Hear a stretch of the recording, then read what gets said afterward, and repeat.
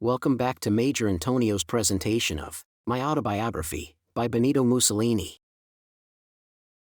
Chapter 5, Ashes and Embers. The flame of war flickered and went out. But the years 1919 and 1920 that immediately followed the end of the war seemed to me the darkest and most painful periods of Italian life.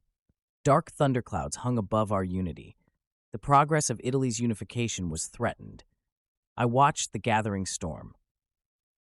Already disquieting events had menaced our national life. They were due to political happenings, even more than to an economic crisis. I point to the movement of the Sicilian Gassée in 1894 and the bloody demonstration in Milan in 1898. But these manifestations of rebellion were localized. Not one of them bore in it the virile germs of dissolution or of separatism. But I assert that the episodes of 1919 and 1920 had in them bacilli, which, if not treated heroically, are deadly for the life of a civilized nation. Everything was discussed again. We Italians opened the box of political problems and took apart the social clockwork. We pawed over everything from the crown to parliament, from the army to our colonies, from capitalistic property to the communistic Soviet proposal for the federation of the regions of Italy, from schools to the papacy. The lovely structure of concord and harmony that we combatants and the wounded had dreamed that we would build after the luminous victory of October 1918 was falling to pieces. The leaves were falling from our tree of idealism. I felt that we were left without any cohesive force, any suggestive heroism, any remembrance, any political philosophy sufficient to overcome and stop the factors of dissolution. I sensed the chills and heats of decay and destruction. Already in January 1919, the Socialists, slightly checked during the war, began, the moment the ink was drying on the armistice, their work of rebellion and blackmail. From Milan, the socialistic municipality sent a special mission of help to the so-called brothers in Vienna. Sickly internationalism put forth its buds in this morbid springtime. At Trieste, the socialist Pittoni played an important part in the reorganization of the delivered city. In many Italian cities, poor children of the old enemy Austrian and Habsburg capital were asked to take precedence. It was a provoking sentimentality. A desire was already clear in the minds of subversives and of liberal Giolidians. It was to strike out of our memories the sense and feeling of our victory. I knew those who whipped up our degeneration. They were German and Austrian spies, Russian agitators, mysterious subventions. In a few months, they had led the Italian people into a state of marasmus. The economic crisis existing in every corner of the world could not be expected to spare Italy. The soldiers, like myself, returning from the war, rushed to their families. Who can describe our feelings? Such an imposing phenomenon as the demobilization of millions of men took place in the dark, without noise, in an atmosphere of throwing discipline to the winds. There were, for us, the troubles of winter and the difficulties of finding new garments and adjustments for peace. We suffered the humiliation of seeing the banners of our glorious regiments return to their homes without being saluted, without that warm cheer of sympathy owed to those who return from victorious war. Now it again appeared to me and to my friends as if there was in everybody an instinct to finish the game of the war, not with the idea of real victory, but with content that we had lost as little as possible. Ears and spirits were ready to listen to words of peace, of humanity, of brotherhood between the nations. At night before sleep came, I used to meditate and realize that we had no dam to stop this general decay of faith, this renunciation of the interests and destiny of a victorious nation. The sense of destruction penetrated very quickly and deeply the spirit of all classes. Certainly, the central government was no dike to prevent the flood of weakness. Politicians and philosophers, profiteers and losers, for at least many had lost their illusions, sharks trying to save themselves, promoters of the war trying to be pardoned, demagogues seeking popularity, spies and instigators of trouble waiting for the price of their treason, agents paid by foreign money in a few months threw the nation into an awful spiritual crisis. I saw before me, with awe, the gathering dusk of our end as a nation and a people. With my heart in tumult and with a deep sense of bitterness corroding my soul, I could smell the danger. Some audacious men were with me, Not many. My action was at first tied to the urgent duty to fight against one important and dark treason. Certain Italians, blinded and having lost their memories, were led on by some complicity and selfish desires among the Allies. These Italians were actually setting themselves against the mother country. Dalmatia, Italian in its origin, ardent as a saint in its faith, had been recognized to be ours by the Pact of London.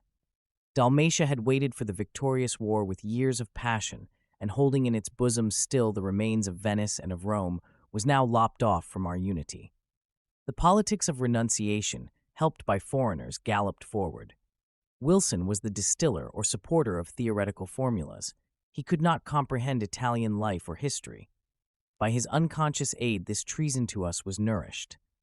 Fiume, the sacrificed town, whose people called desperately for Italy in its manifestations in the public squares, who sent pleading missions to our military chiefs, was occupied by corps of international troops. We were about to lose another war trophy, the Austrian Navy. Cesana, 20 kilometers from Trieste, was discussed as a possible frontier. I said then that never in the life of any nation on the day after victory had there been a more odious tragedy than that of this silly renunciation. In the first months of 1919, Italy, led on by politicians like Nitti and Albertini Salvemini, had only one frantic wish that I could see. It was to destroy every gain of victorious struggle. Its only dedication was to a denial of the borders and soil extent of the nation. It forgot our 600,000 dead and our 1 million wounded. It made waste of their generous blood. These leaders wanted to satisfy foreign impulses of doubtful origin and doctrines brewed of poisons. This attempt at matricide of the motherland was abetted by Italians of perverted intellect and by professional socialists. Toward both, later on, the fascist revolution showed so much forbearance that it was more than generosity. I was snatched up in this fight against the returning beast of decadence. I was for our sacred rights to our own territories. Therefore, I had to neglect, in a degree, the petty internal political life that was floundering in bewilderment and wallowing in disorder. On the international playground, the stake was higher. One had to remain on the field to save what could be saved. As to internal politics, I knew very well that a strong government would quickly put in order the socialists and the anarchists, the decadents and wreckers, and the instigators of disorder. I knew at first hand their soul. It has always been the same at all times, in all ages. It is the spirit of coward wolves and ferocious sheep.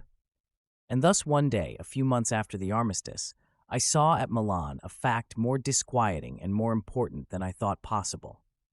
I saw a socialist procession with an endless number of red flags, with 30 bands, with ensigns cursing the war. I saw a river in the street made of women, children, Russians, Germans, and Austrians, flowing through the town upward and downward from the popular quarters to those of the center, and finally dispersing at one of the most central points of the town, at the amphitheater of the arena. They had had numerous meetings. They clamored for amnesty for the deserters. They demanded the division of the land. Milan was then considered, more than now, the city where the pulse of the working nation could be felt. Milan, where I had labored with ideals, had experienced in 1914 and in the first months of 1915 epic days for the war. The city always had a strong and gallant spirit. In it, citizenship was more active than in many other parts of the country. It had known how to prepare itself with dignity to sustain war effort. And now, after the triumph, even this town, the town of the 10,000 volunteers, seemed to yield itself to a disease. This procession, I said, was an evidence of the deep mire in which all the classes of the population were sinking, especially those belonging to the populari. As the procession passed through the streets, the bourgeois, the shopkeepers, the hotel keepers, hastily closed their windows and doors. They pulled down the roller blinds. There, said I, our eyes closing with the wariness of anxiety and fear. Naturally enough, the revolutionists, observing their effect, puffed up with new braggart triumph. Not a single force, interventista or any other, set foot in the street to stop the irresponsibles. The beloved tricolor flag of Italy was taken as a mark. It was hastily taken off balconies. I remember an episode in the shame of those days. A woman, a schoolteacher in the popular quarters, ran to the defense of the Italian flag. Risking her life, she stood with blazing eyes against a herd of communists. You may be sure that in the period of redemption and resurrection, when we stood upright again, the Golden Medal for Valor was bestowed on this woman of saintly courage. The Popolo d'Italia, of which I was the founder and editor, lived then its life of intense polemics. Every day was a battle. The little street of Via Paolo da Cannobio was constantly blocked by police or by detachments of carabinieri and soldiers. All the staff were guarded whenever we appeared in public. One could understand that the government was anxious about us. The authorities wanted to control all that the Popolo d'Italia was doing and to curb all agitation for virile methods in the political struggle. The censorship was re-established exclusively and solely for the Popolo d'Italia. Through a backdoor channel, a disgusting socialist deputy tried also to bring about an inquiry. His proposal was ridiculed out of the door. I wrote, on the next day after the procession of the defeat of Milan, an article the title of which was taken from a famous polemical book of Giordano Bruno, Against the Return of the Beast. That article was published in the Popolo d'Italia on the 18th of February and ended in these precise words.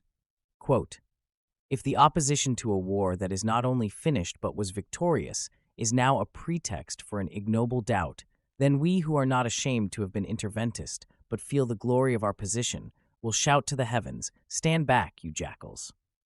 No one shall separate the dead.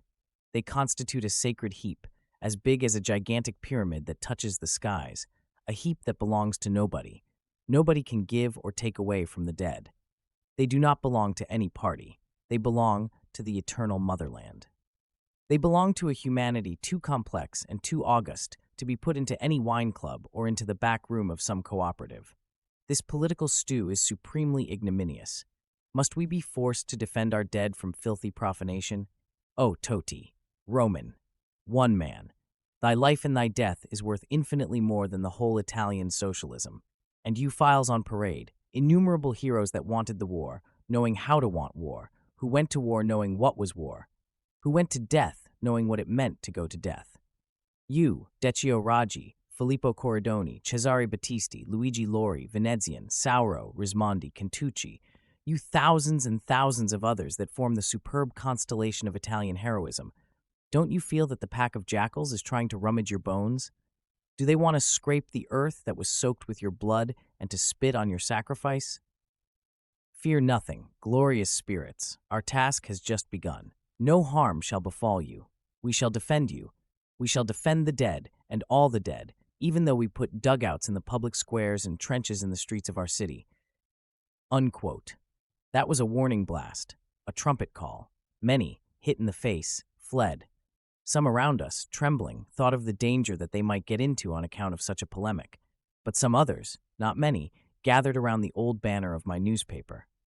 It was necessary to organize our resistance, to take care in discussions of international character, to strengthen our position on the front of internal politics, to be guarded from false friends, to fight false pacifists, and to confound the false humanitarians.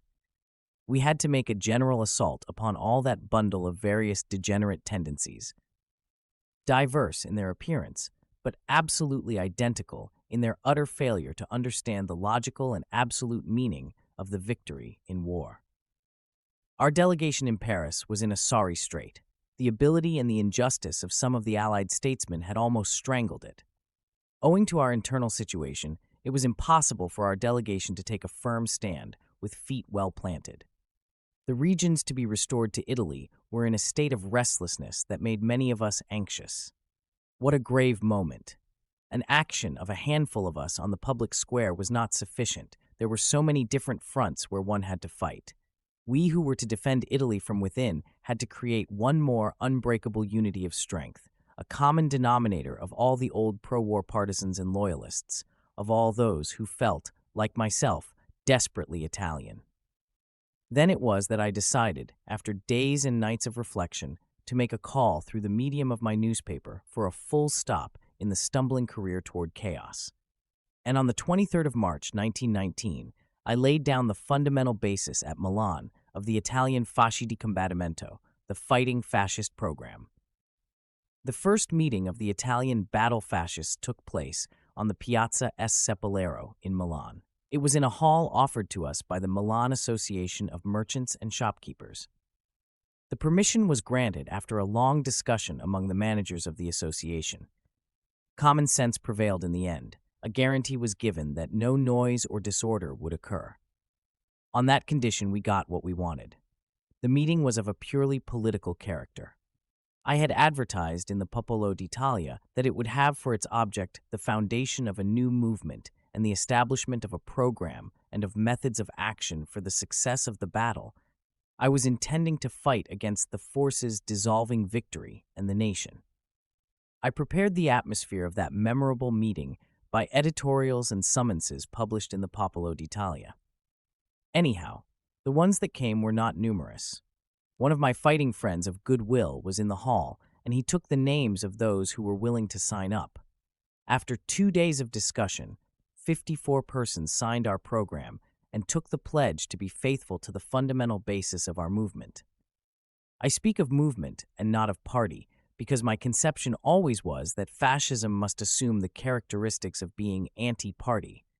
It was not to be tied to old or new schools of any kind. The name Italian Fighting Fascisti was lucky. It was most appropriate to a political action that had to face all the old parasites and programs that had tried to deprave Italy. I felt that it was not only the anti-socialist battle we had to fight. This was only a battle on the way.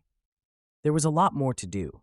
All the conceptions of the so-called historical parties seemed to be dresses out of measure, shape, style, usefulness. They had grown tawdry and insufficient, unable to keep pace with the rising tide of unexpected political exigencies, unable to adjust to the formation of new history and new conditions of modern life. The old parties clung in vain to the rattling programs. These parties had to make pitiful repairs and tinkerings in an attempt to adapt their theories as best they could to the new days. It was therefore not sufficient to create, as some have said superficially, an anti-altar to the altar of socialism. It was necessary to imagine a wholly new political conception, adequate to the living reality of the 20th century, overcoming at the same time the ideological worship of liberalism, the limited horizons of various spent and exhausted democracies, and finally, the violently utopian spirit of Bolshevism. In a word, I felt the deep necessity of an original conception capable of placing in a new period of history a more fruitful rhythm of human life. It was necessary to lay the foundation of a new civilization. To this end, through every day's observation of events and change, morning and evening, in vigor and in weariness, I aimed all my strength. I had a perfect and sure consciousness of the end I was driving at. This was my problem: to find the way, to find the moment, to find the form. Those discussions over which I presided and dominated strengthened some of my conceptions that still conserve today the freshness of the original idea. Later, in this review of my life until now, I shall take up some of the details of the evolution of our plans. At our meetings there were present various elements: syndicalists, old interventionists, demobilized officers still in uniform, and many arditi, those brave grenade and knife shock troops of the war. The Italian arditi were a creation of the war. The idea was born in Garibaldi's impetuous, fighting vigor and dash, and finds its remote origin in the heroic city militias that flourished in many parts of Italy at the happy time of the townships, the communes. The arditi rendered first-class service during the war. They were our troops of assault, of the first rush. They threw themselves into the battle with bombs in hands, with daggers in the teeth, with a supreme contempt for death, singing their magnificent war hymns. There was in them not only the sense of heroism, but an indomitable will. This typically Italian formation lived on after the war. The first fighting fascisti were formed mostly of decided men. They were full of will and courage. In the first years of the anti-socialist, anti-communist struggle, the arditi war veterans played an important role. I was several times nominated their chief and still hold the title of honorary president of the Arditi Association, which has assumed now a purely relief character with the idea of maintaining intact its spirit of civic and military virtues. Those who came to the meeting for the constitution of the Italian Fascisti of Combat used few words. They did not exhaust themselves by laying out dreams. Their aim seemed clear and straight-lined. It was to defend the victory at any price, to maintain intact the sacred memory of the dead, and the admiration not only for those who fell and for the families of those who were dead, but for the mutilated, for the invalids, for all those who had fought. The prevalent note, however, was of anti-socialist character, and as a political aspiration, it was hoped a new Italy would be created that would know how to give value to the victory and to fight with all its strength against treason and corruption, against decay within and intrigue and avarice from without. There are some who profess not to understand what fascismo had as its intent, and some who believe that it grew without a gardener. I was certain at the time that it was necessary to fix, without any possibility of equivocation, the essential brand of the new movement. For this reason, I made 3 planks for our platform. The first was the following. The meeting of the 23rd of March sends its first greeting and reverent thought to the sons of Italy who died for the greatness of their country and for the freedom of the world, to the mutilated and to the invalids, to all those who fought, to the ex-prisoners who fulfilled their duty. It declares itself ready to uphold with all its energy the material and moral claims that will be put forward by the associations of those who fought. The second declaration pledged the Fascisti of Combat to oppose themselves to the imperialism of any other countries damaging to Italy. It accepted the supreme postulates of the League of Nations regarding Italy. It affirmed the necessity to complete the stability of our frontiers between the Alps and the Adriatic with the claim of annexation of Fiume and of Dalmatia. The third declaration spoke of the elections that were announced for the near future. In this motion, the Fasci di Combattimento pledged themselves to fight with all their means the candidates that were milk-and-water Italians, to whatever party they belonged. Finally, we talked of organization, the organization that would be adapted to the new movement. I did not favor any bureaucratic cut-and-dried organization. It was thought wise that in every big town, the correspondent of the Popolo d'Italia should be the organizer of a section of the Fasci di Combattimento, with the idea that each group should become a center of fascist ideas, work, and action. The first expenses, amounting to a few thousand lire, were covered by the feeble resources of the Popolo d'Italia. A central committee was formed to guide the whole movement. It is amusing for me to recall that this meeting remained almost unnoticed. The stupid irony of the Socialists and the narrow-minded incomprehensiveness of the Italian Liberal Party could not grasp its significance. The Corriere della Sera, that great liberal newspaper, dedicated to this news about 20 lines in its columns. The internal situation in Italian politics and Italian policy continued to be nebulous and full of uncertainty. Disillusion and the shattering of ideals could be noticed, even among those who had fought. A sense of weariness dominated all classes, everyone. The Church, which had put herself apart during the great European conflict, now started activity in order to have her voice listened to at the peace negotiations and to have a say about all the questions that interested the nations that had taken part in the war. So far as our national life was concerned, the Church limited her action to the creation of the Partito Popolare, the so-called popular or Catholic party. It was faithful to some important program points regarding the family and religion and the nation. It represented at that time an attempt to stop the prevalent diffusion of those Bolshevik ideas of socialistic parliamentary systems that were then disintegrating Rome and the provinces. But the Partito Popolare itself ran off the rails and jumped the fences. It tried to compete with the socialists themselves. Of little and doubtful patriotic faith, it ran square against the Fascisti and the Interventisti. The Popular Party, along with the others, was too much in a hurry to close the parenthesis of the war. Political riots, disturbances, and strikes took place alternately in a kind of sickly rotation in every Italian city. It is necessary for me to review the conditions which we faced. Orlando, president of the council, was incapacitated by temperament to dominate the internal situation, just as he was unable to be a master in foreign affairs. His work was contradictory, full of false sentimentality and failure to comprehend the real interests of Italy.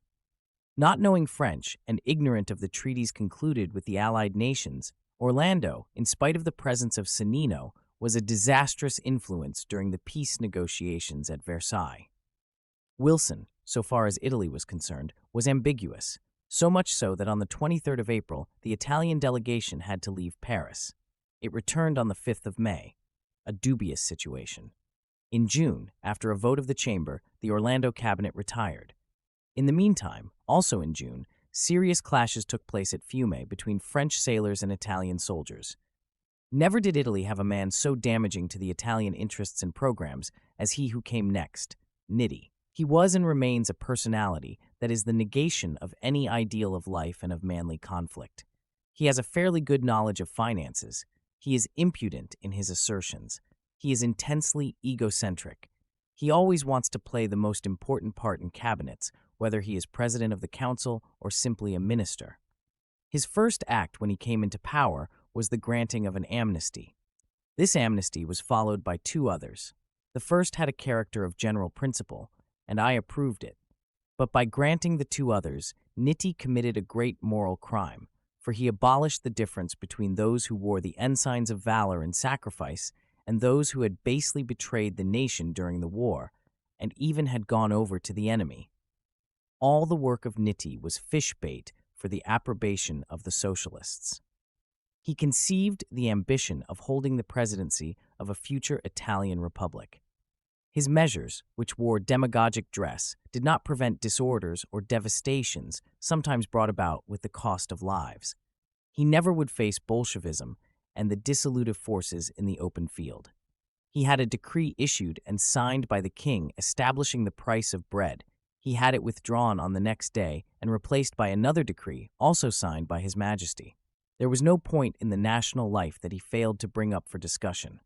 All this puffed up the Socialists. They laughed in their sleeves as they foresaw a strong political success for them at the elections.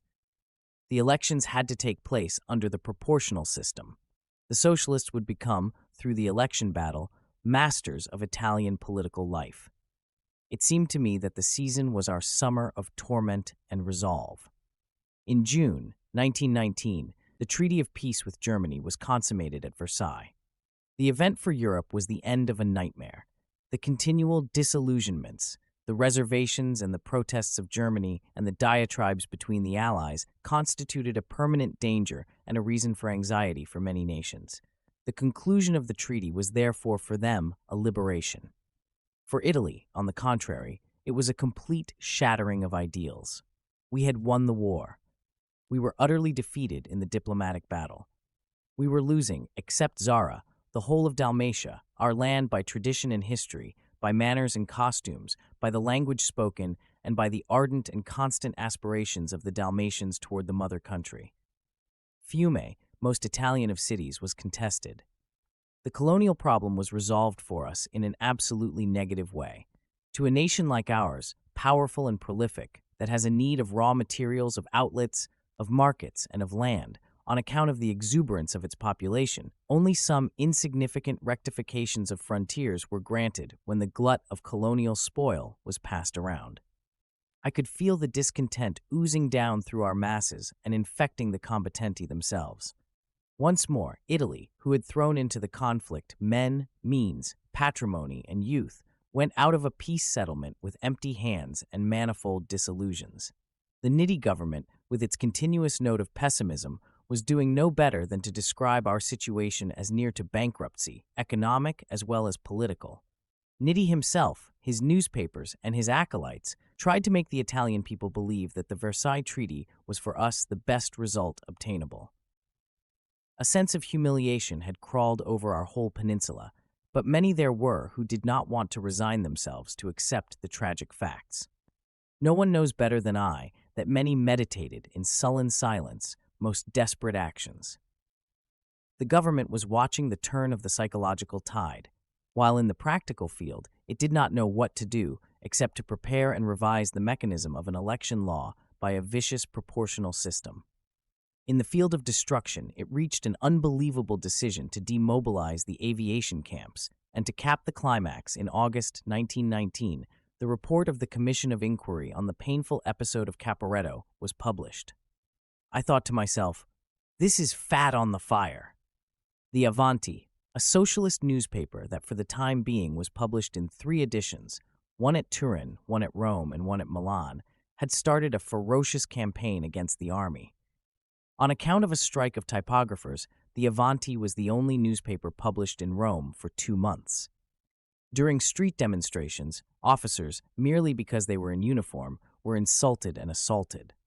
Charity toward the dignity of the nation prevents my presentation of episodes that now make the worst blackguards blush.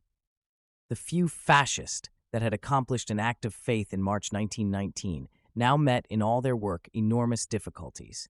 They were isolated, attacked, spied upon, sometimes by the subversives, sometimes by the government. Every day in the Popolo d'Italia, I wrote about the painful bath of fire of the combattenti, about the inflamed pride of the volunteers, about the necessity of concord, about the sordid hostility of the government that did not feel the beauty and the greatness of the sense of patriotic heroism. Gabriele D'Annunzio, the poet who lived in Rome, wrote that his approbation of my good shots was trembling with admiration. Victory was losing her laurel leaves every day in spite of all. The National Parliament was discussing and approving the new election laws. Disorders and blackmailing of the government were on the daily calendar. The debates had a character of pettiness and gossip and the flavor of a base world that knew nothing of war, virtue, or heroism. Elections, elections, elections, thought I. These constitute the only subject that is able to rise to its feet in the Italian parliament. Incidents had taken place at Fiume between Italians and French sailors, and the population of that city did not hide its growing hostility toward the Allies. The latter, therefore, planned to have the city garrisoned by a mixed corps of their troops. So Fiume, a city purely of virile Italian stamp, had a mosaic of troops. It was the summit of inefficiency and, what is more, of stupidity. D'Annunzio, who was trembling in his solitude, told me that he contemplated with grim brooding the taking of Fiume by force. There was no other way of salvation. Everything seemed to be lost. There were only a handful of men with the poet, but they were the most trustworthy elements of our army. They were old volunteers. They were fascists who felt once again in the incandescent atmosphere of the streets of Rome and other cities the poetry of the war and of the victory. They started, armed, from Ronchi. The occupation of Fiume, at the moment when the English sailors were getting ready to evacuate it, was rapid and startling. The government, as soon as it knew the truth, wanted to rush to offset the raid. It meditated a blockade. It sent thunder against the rebels. But D'Annunzio and his legionaries, having prepared their action in silence, now threw down a gauntlet of audacious challenge to the Nitian triflings. Gabriele D'Annunzio, before starting from Ronchi, wrote me the following letter. Quote, "Dear companion, the dice are on the table. Tomorrow I shall take Fiume with force of arms. The God of Italy assist us. I arise from bed with fever.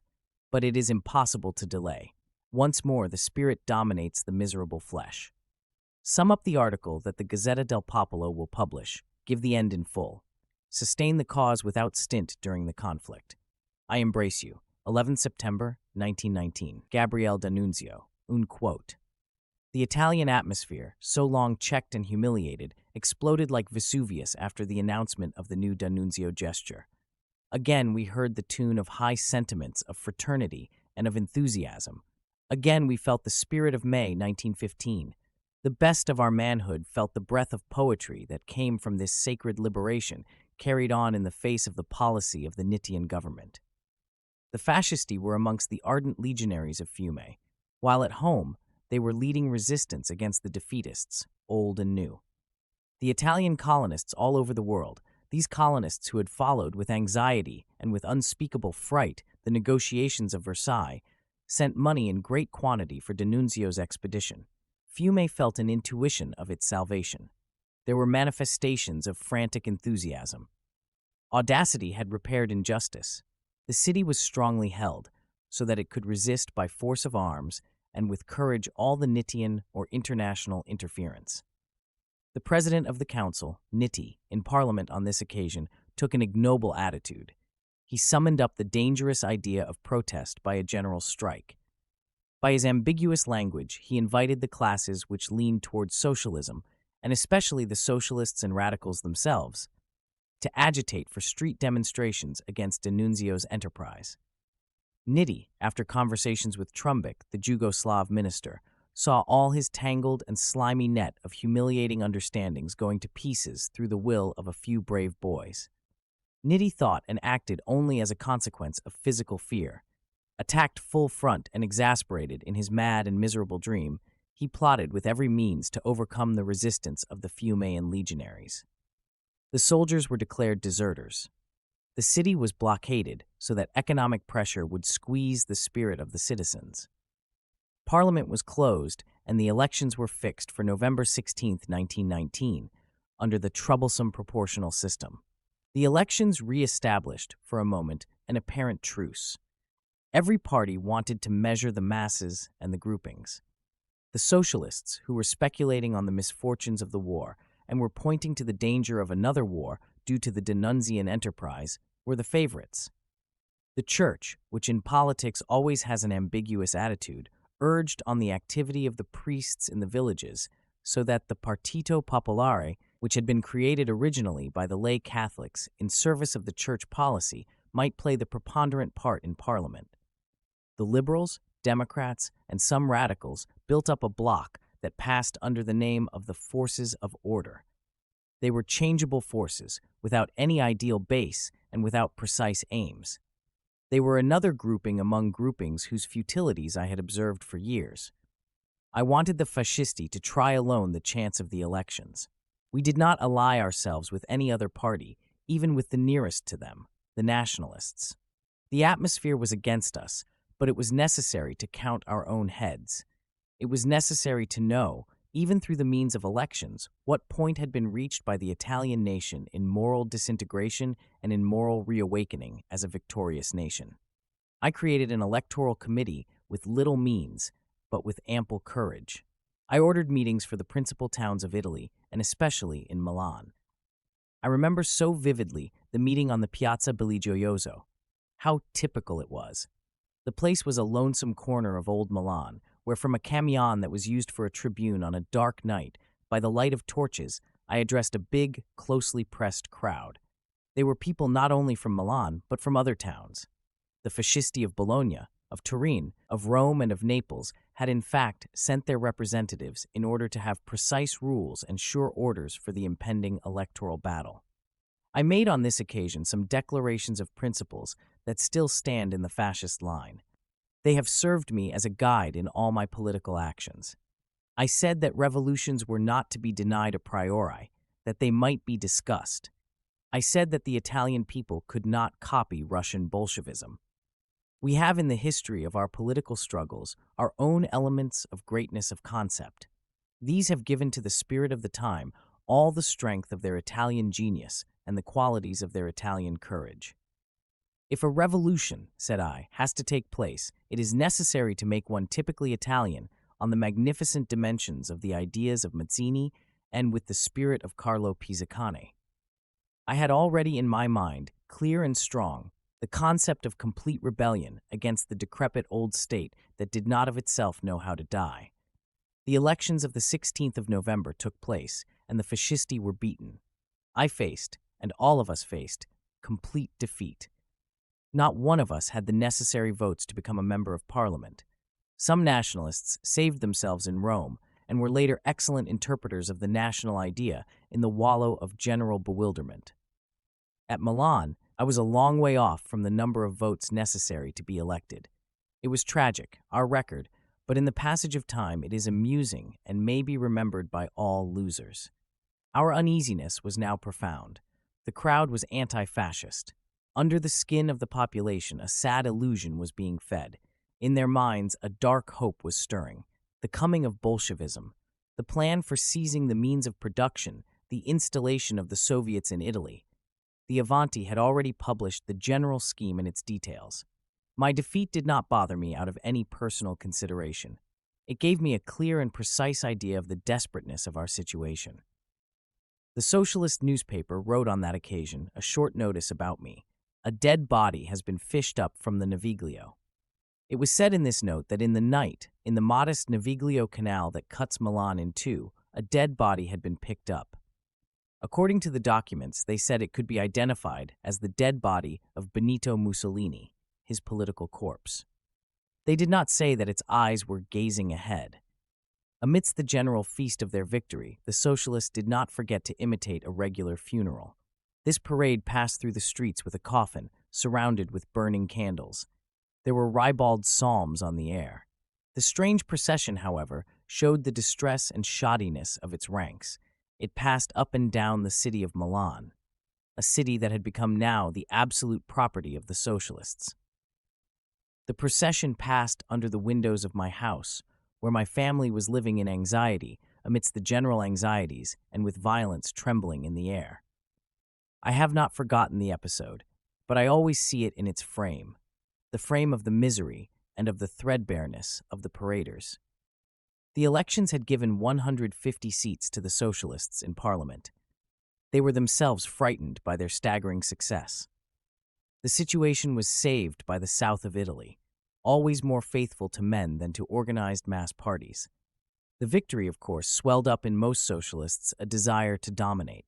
It distended their impudent abuse of power. Enormous processions with red flags howling in the streets, strikes called not for protest but for celebration, occupied a whole week. At Milan, a crowd of 30,000 demanded that the red flag should be exposed on the municipal building. During the cock-crowing over victory, all institutions, rules and regulations, and orderly life were upset. Nobody thought about work. That last of all, only an audacious handful formed by fascisti, ardidis and Fiumean elements resisted the intoxication. An incident was provoked because of this. Bombs were thrown, a few were killed, and many wounded. A commission of Socialist members of Parliament, headed by Filippo Turati, marched up the stairs of the Prefettura, the governor's office of Milan, to claim my arrest and the arrest of the fascisti chiefs. That was an episode of political partisanship, useless and evil. The authorities showed weakness and fear. They wanted to give satisfaction to the Socialists. But my clear and straight-lined political action did not suffer from this abuse of power. Having been let out after only 1 day of imprisonment, I consulted with my associates as to the whole work before us. What should we do now? How could we act before the damage to Italy became irreparable? The electoral tragedy had broken up our central committees. Many of us had been arrested. Many, threatened, had disappeared. Little by little, calm having been restored, I rewove at the Popolo d'Italia the fabric of our cause and tried to build again the structure of our organization. In various meetings I explained the gravity of the Italian situation. I spoke independently of the particular attitude of the fascisti. The victory of the Socialists was a danger, not so much because of the fact itself, as because of the phenomenal retreat to their holes of all the weak and the incapables which followed the day after the Socialist victory. That victory crushed the liberals and the Democrats. For some time, a low, furtive literature of propaganda had spread stories about disquieting episodes in the defeated German and Austrian countries.